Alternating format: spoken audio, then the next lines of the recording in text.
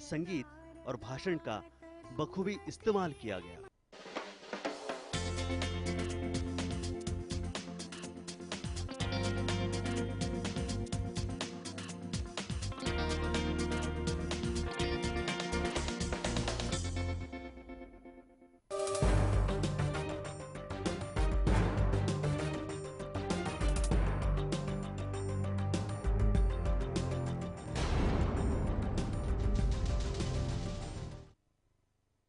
नमस्कार, मैं हूं अवनींद्र आशुतोष।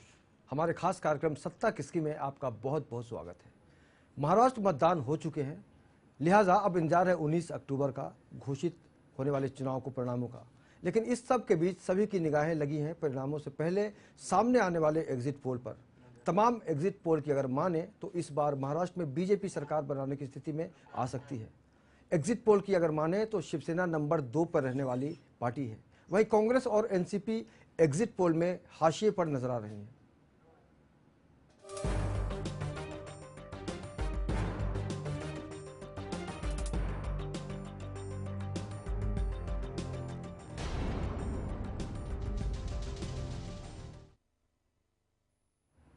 बहरहाल एग्जिट पोल में बीजेपी सबसे बड़ी पार्टी बनती दिख रही है। तमाम एग्जिट पोल का कहना यही है कि इस बार बीजेपी महाराष्ट्र की सत्ता पर काबिज हो सकती है। इस सब की वजह से अगर माने तो वो प्रधानमंत्री नरेंद्र मोदी जिन्होंने महाराष्ट्र में ताबड़तोड़ प्रचार किया, ठीक उसी तरह जिस तरह लोकसभा चुनावों के दौरान बीजेपी ने पीएम मोदी की ब्रांडिंग की थी।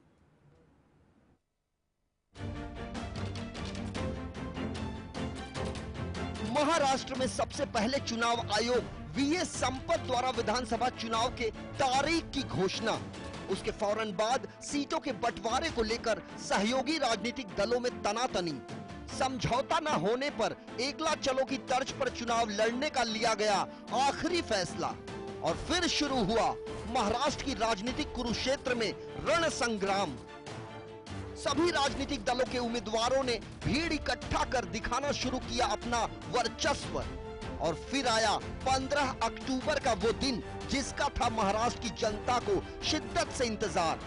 महाराष्ट्र में वोटिंग का औसत रहा तकरीबन 64%, वहीं आर्थिक राजधानी मुंबई में वोटिंग का कुल औसत रहा तकरीबन 52%। 15 अक्टूबर को हुए महाराष्ट्र विधानसभा चुनाव के बाद अलग अलग सर्वेक्षण के तहत जो एग्जिट पोल सामने आए वो इस प्रकार हैं। सबसे पहले बात करते हैं चाणक्य एग्जिट पोल की। चाणक्य एग्जिट पोल के अनुसार महाराष्ट्र में भारतीय जनता पार्टी को सबसे ज्यादा सीटें मिलती दिखाई दे रही हैं, जो इस प्रकार है।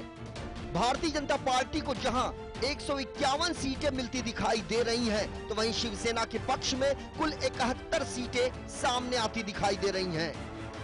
कांग्रेस के पाले में जहां 27 सीटें मिल रही हैं, तो वहीं एनसीपी के पाले में 28 सीटें, जबकि एमएनएस और अन्य दलों को 11 सीटें मिलती दिखाई दे रही हैं।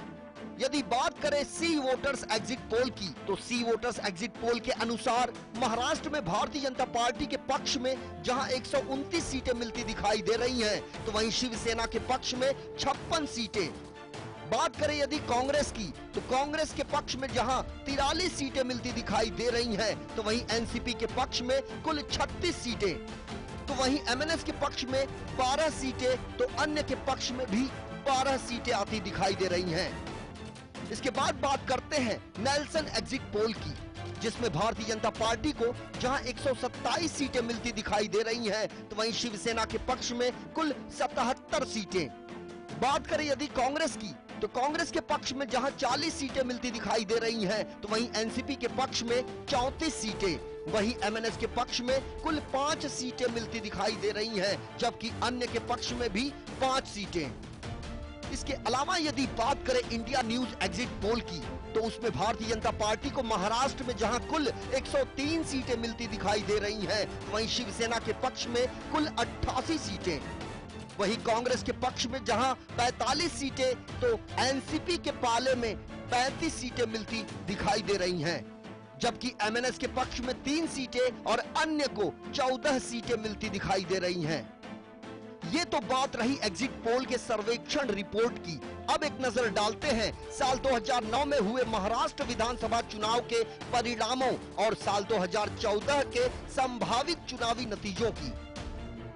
साल 2009 में हुए महाराष्ट्र विधानसभा चुनाव के दौरान भारतीय जनता पार्टी को कुल 14% मतदान हासिल हुआ, वहीं शिवसेना को 16% मतदान, जबकि कांग्रेस के पक्ष में 21% मतदान किया गया, जबकि एनसीपी के पक्ष में कुल 16% मतदान हुआ था, जबकि एमएनएस और अन्य के पक्ष में 32.5% मतदान